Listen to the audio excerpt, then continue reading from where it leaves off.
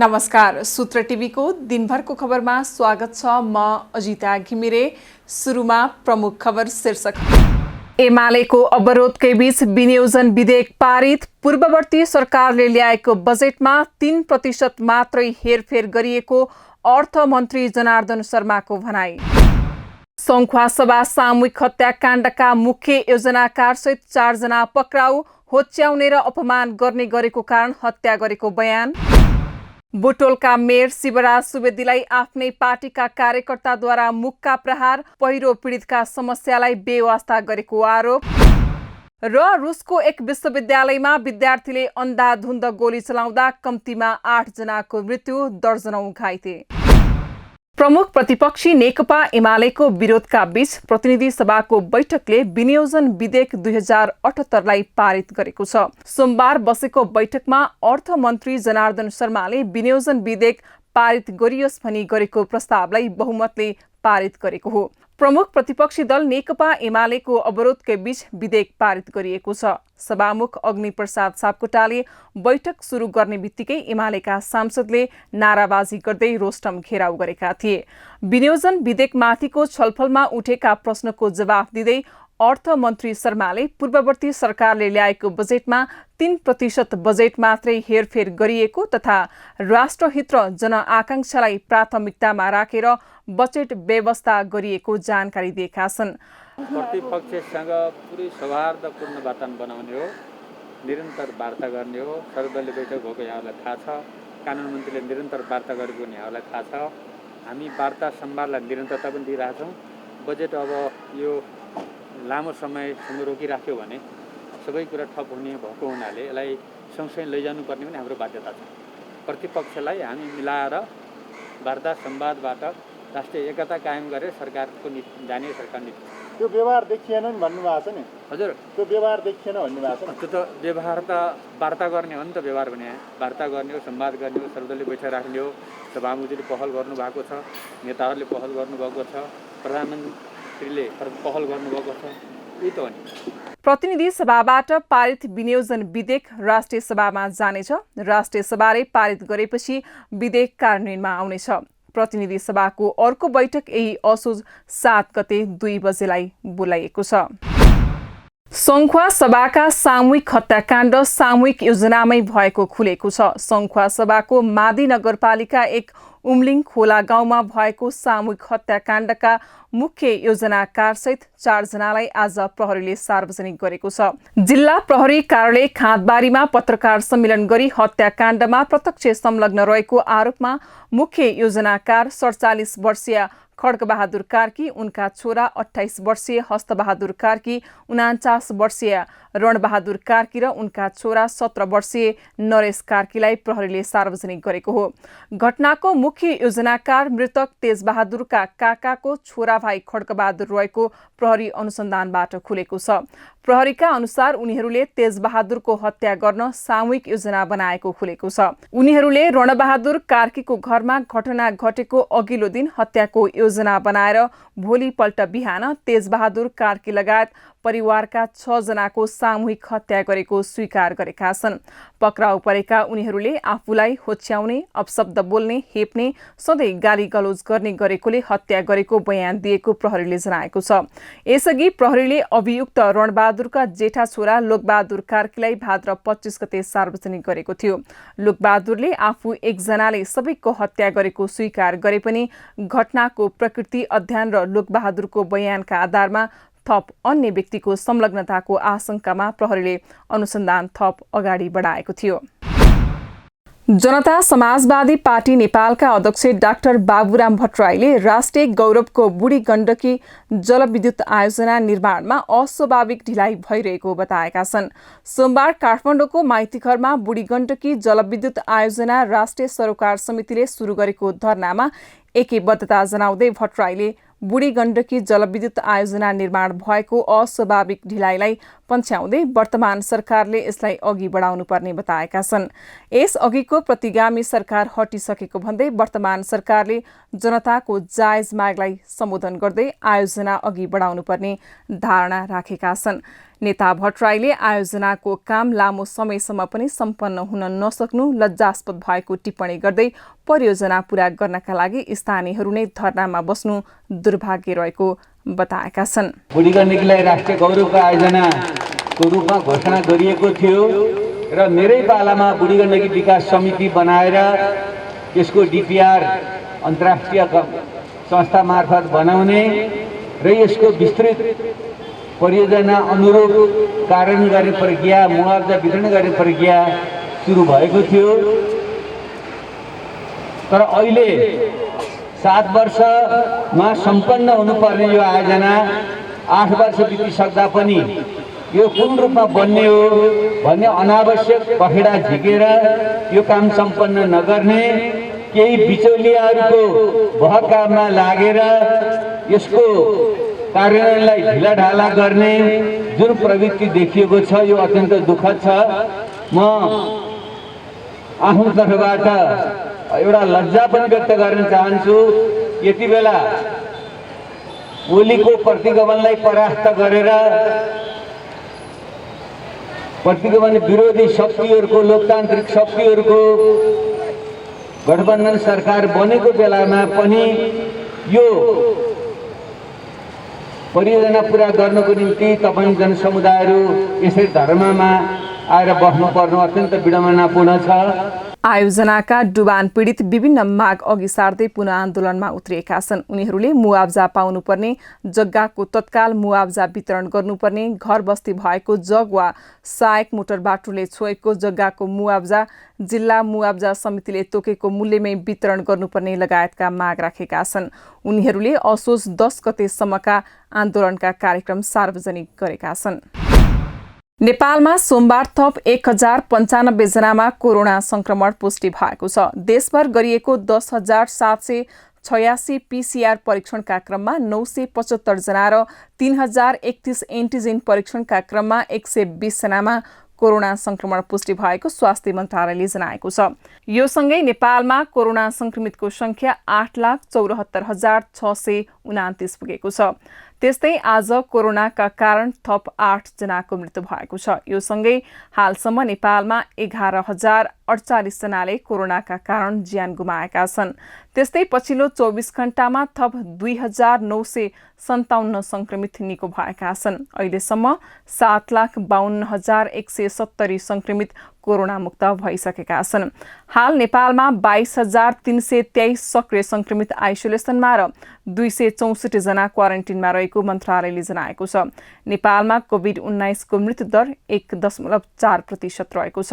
पछिल्लो 24 घण्टामा 22,192 जनाले कोरोना भाइरस विरुद्धको खोप लगाएका छन्। हालसम्म 55,88,517 जनाले पूर्ण मात्रा खोप लगाएका छन् भने 62,15,856 जनाले पहिलो मात्रा खोप लगाएका छन्। त्यस्तै स्वास्थ्य तथा जनसङ्ख्या राज्यमन्त्री उमेश श्रेष्ठले कोरोना विरुद्धको खोप अभियान निरन्तर सञ्चालन हुने बताएका छन्। सोमबार संसद भवनमा सञ्चारकर्मीसँग कुरा गर्दै मन्त्री श्रेष्ठले नेपालमा निरन्तर रूपमा खोप आइरहेको भन्दै खोप अभियान पनि निरन्तर रूपमा सञ्चालन हुने बताएका हुन्। अब 18 वर्षभन्दा माथि छुटेका नागरिकलाई 10 दिनसम्म खोप दिइनेछ।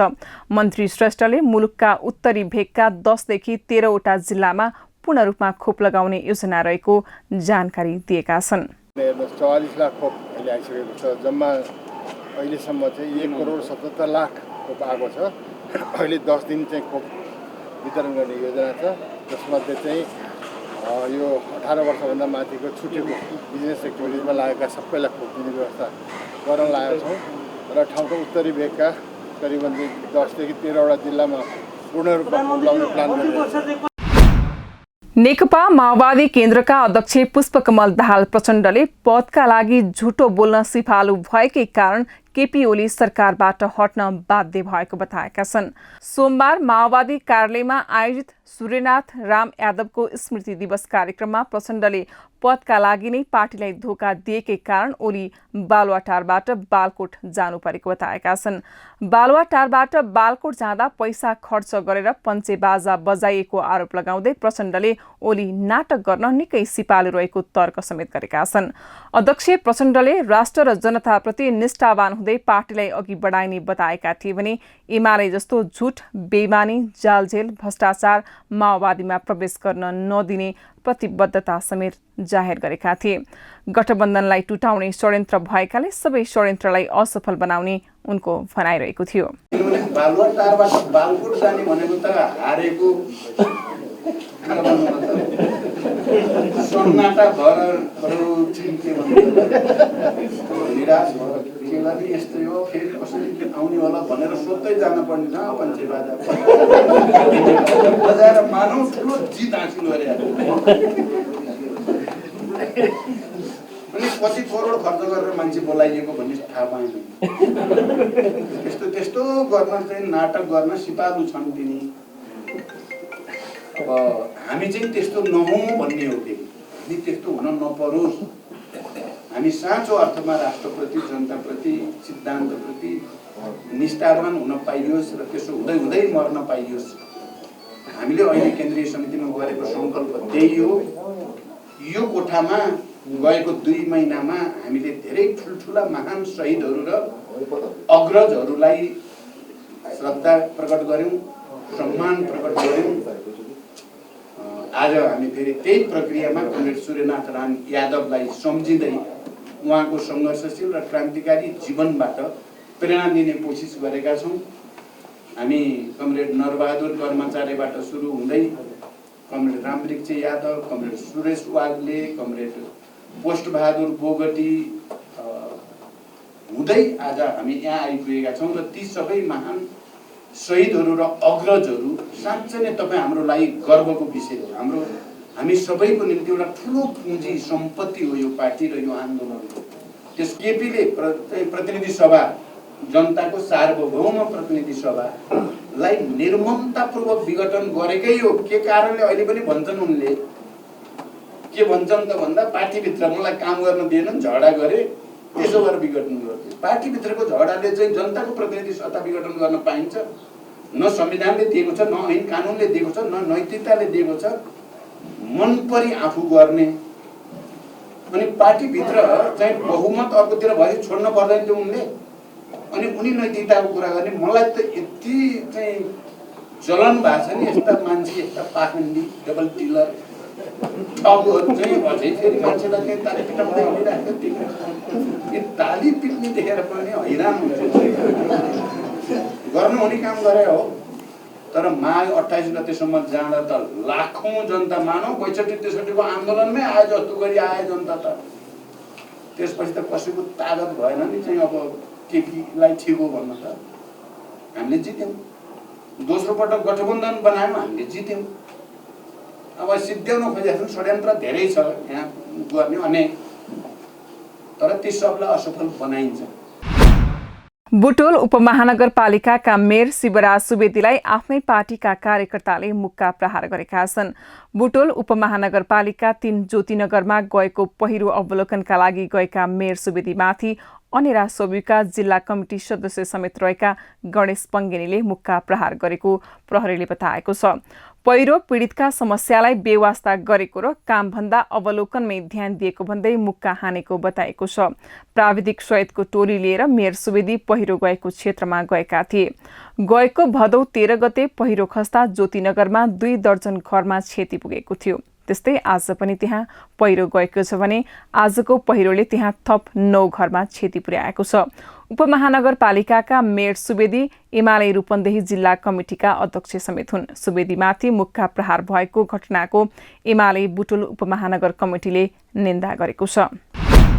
नजिकै गरेको बडादशैं, तिहार तथा छठ लगायतका पर्वलाई लक्षित गरेर महानगरीय ट्राफिक प्रहरी महाशाखाले ट्राफिक व्यवस्थापन विशेष सुरक्षा योजना सार्वजनिक गरेको छ। ट्राफिक प्रहरीको अधिकतम परिचालन, प्रभावकारी व्यवस्थापन, शीघ्र र सहज सेवा पहुँचको व्यवस्था मिलाएर चाडपर्वलाई सुरक्षित, मर्यादित र व्यवस्थित बनाउने उद्देश्यका साथ चाडपर्व विशेष सुरक्षा योजना लागू गरिएको महाशाखाले जनाएको छ। चाडपर्वमा हुने सवारी चाप व्यवस्थापन, दुर्घटना न्यूनीकरण तथा यात्रुलाई पर्न सक्ने विभिन्न समस्यालाई सम्बोधन गरी सहज यात्राको प्रबन्ध मिलाउन सुरक्षा योजना लागू गरिएको महाशाखाका प्रवक्ता प्रहरी उपरीक्षक सञ्जीव शर्मा दासले जानकारी दिएका छन्। चाडबाड लक्षित सुरक्षा योजना बनाएका छौँ यो काठमाडौँ, ललितपुर, भक्तपुरको लागि। यसमा चाहिँ हाम्रो 43 वटा ट्राफिक युनिटमा 6 घन्टाको दरले 24 घन्टा दिनको 4 टाइम चेकिङ हुन्छ। यो चेकिङ चाहिँ किन यति धेरै भन्नुहुन्छ भने दसैँमा चाहिँ मापसे गरेर धेरै स्वास्थ्य मापदण्डभन्दा बढी चाहिँ मानिसहरू राखेर मास्क नलगाएर स्वास्थ्य मापदण्ड पालन नगरेर गाडीको अवस्था ठिक नभएको, सवारी चालक अनुमति पत्र नभएको, इजाजत नभएको गाडीहरूले चाहिँ सवारी चलाउने भएकोले त्यसलाई चाहिँ नियन्त्रण गर्नको लागि हामीले चाहिँ योचोटि विशेष गरी चाहिँ स्वास्थ्य मापदण्डमा कडाइको साथै र मापसे विशेष गरी मापसेलाई चाहिँ बढी लक्षित गरेर चाहिँ यो योजना सार्वजनिक गरेका छौँ। हाम्रो चाहिँ यो योजनामा चाहिँ सादा पोसाकको दिनमा चाहिँ हाम्रो 4वटा इन्सपेक्टर सहित 4 ठाउँमा चाहिँ सादा पोसाकको अनुगमन पुरै निक्लिन्छ। युनिफर्म लागु ट्राफिक प्रहरीले के कति काम कारबाही गरेको छ, सो काम कारबाही गरेको छैन भने निजलाई चाहिँ तत्काल कारबाही गरी त्यो ठाउँमा अर्को ट्राफिक प्रहरी पठाउनेसम्मको योजना हामीले बनाएको छौँ।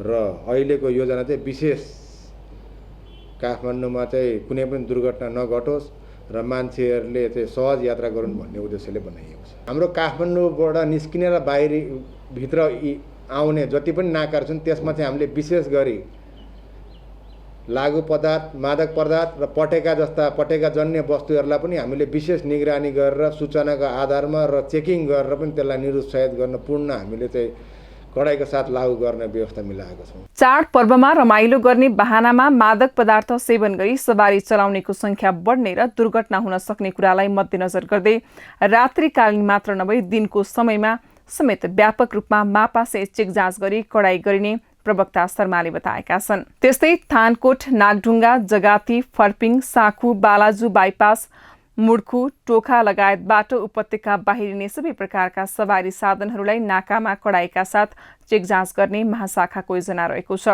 चाडपर्वको बेला किनमेल गर्ने र उपत्यका छाड्नेको बाक्लो उपस्थिति हुने क्षेत्रमा थप जनशक्ति परिचालन गर्ने योजना रहेको महाशाखाले जानकारी दिएको छ। त्यस्तै उपत्यकाको 14 स्थानमा यात्रु सहायता कक्षहरू सञ्चालन हुने भएको छ। सोमबार नेप्से परिसूचक 2698.24 बिन्दुमा झरेको छ। 2817.98 बिन्दुबाट सुरु भएको बजारमा 114.02 अङ्क अर्थात् 4.05% को गिरावट आएको छ। आज कुल 225 वटा कम्पनीको 1,07,556 वटा कारोबारबाट 1,73,30,538 किता शेयर खरिद बिक्री भएको छ, जसमा कुल 8,49,34,01,000 रुपैयाँ बराबरको कारोबार भएको छ। आज 225 वटा कम्पनीको शेयर कारोबार भएकोमा 9 वटा कम्पनी बाहेक अन्य 216 वटा कम्पनीको शेयर घटेको छ। आज सबैभन्दा बढी वित्त समूहको शेयर घटेको छ। यस दिन वित्त समूहको परिसूचक सर्वाधिक 8.56% घटेको छ। त्यसै गरी विकास बैंक समूहको परिसूचक 6.35% र जलविद्युत समूहको परिसूचक 6.8% घटेको छ। समग्र बजार घटे पनि मनोकामना स्मार्ट लघुवित्त कम्पनीको शेयर 10% बढेको छ। मध्य रुसको पम युनिभर्सिटी विश्वविद्यालय परिसरमा सोमबार एक विद्यार्थीले अन्धाधुन्द गोली चलाउँदा कम्तीमा 8 जनाको मृत्यु भएको रुसी अधिकारीले बताएका छन्। अन्य दर्जनभन्दा बढी विद्यार्थी घाइते भएको पनि रुसी सञ्चार माध्यमले जनाएको छ। यस वर्ष उक्त शिक्षा केन्द्रमा भएको यो दोस्रो आम गोलीकाण्ड हो। गोली चलाउने सोही विद्यालयको एक छात्रा रहेका छन्। उनले गोली किन चलाएका हुन् भन्ने बारे भने प्रश्न भएको छैन। कक्षाभित्र गोली चल्न थालेपछि विद्यार्थीहरूले ज्यान जोगाउन झ्यालबाट हाम फालेका थिए। रुसमा सजिलै हात हतियार किन्न सक्ने प्रावधान भने छैन, तर शिकार खेल्न शौखिन भएका र स्पोर्ट्स एक्टिभिटीको लागि भने किन्न सकिनेछ। रुसमा यस्तै एक घातक आक्रमण सन् 2021 को मे महिनामा भएको थियो। उक्त आक्रमणमा रुसको मध्य सहर काजान स्थित एक विद्यालयमा 19 वर्षीय पूर्व विद्यार्थीले गोली चलाउँदा 9 जनाको मृत्यु भएको थियो। अनुसन्धानकर्ताहरूले उक्त आक्रमणमा संलग्न ती व्यक्तिको मानसिक अवस्था बिग्रिएको बताएका थिए। आजको सूत्र टिभीको दिनभरको खबर यति नै। भोलि हामी पुनः उपस्थित हुनेछौँ। त्यतिन्जेलसम्मका लागि हेर्दै रहनुहोस् सूत्र टिभी। नमस्कार।